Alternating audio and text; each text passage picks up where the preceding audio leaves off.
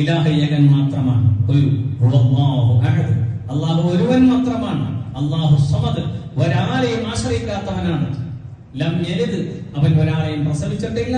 വലം യൂലദ്, അവൻ നിന്ന് ഒരാളെ പ്രസവിക്കാനും പോകുന്നില്ല. ഇങ്ങനെയുള്ള ഒരു ശക്തി, അത് ഏക ശക്തി മാത്രം അല്ലാഹു. ആ അള്ളാഹുവിന്റെ ദിവ്യത്വത്തിലേക്ക്, അങ്ങനെയുള്ള അള്ളാഹുവിന് മാത്രം ഇബാദത്ത് അർപ്പിക്കാൻ പാടുള്ളൂ. ആ ഇബാദത്ത് നീ ഒരു മഖ്ലൂഖിന്റെയും ഒരു വസ്തുവിന്റെ മുമ്പിൽ അർപ്പിക്കരുത്. ഇത് അള്ളാഹുവിന്റെ റസൂൽ വളരെ വ്യക്തമായി നമുക്ക് പഠിപ്പിക്കുകയും അത് മനസ്സിലായി കഴിഞ്ഞു എന്ന് കണ്ടപ്പോൾ നബി സല്ലല്ലാഹു അലൈഹി വസല്ലം തങ്ങൾ ആദ്യം സിയാറത്ത് നിഷേധിച്ചതുകൊണ്ട് കാഫിരീങ്ങൾ പഴയ കാലത്ത് സിയാറത്ത് ചെയ്യുന്നത് അത് ദിവ്യത്വം കൽപ്പിച്ചിട്ടായിരുന്നു. അതുകൊണ്ട് അവരെ നിഷേധിച്ചു.